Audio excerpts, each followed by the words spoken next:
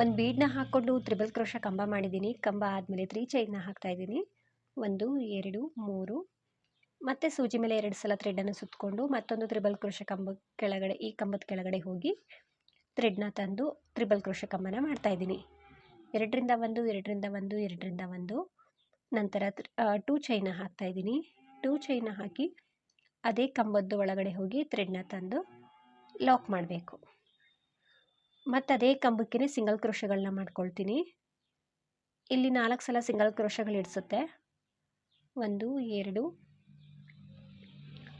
3 4 single crochet ಆದಮೇಲೆ ಈ triple crochet ಕಂಬಕ್ಕೆ ಲಾಕ್ ಮಾಡ್ತಾಯಿದ್ದೀನಿ.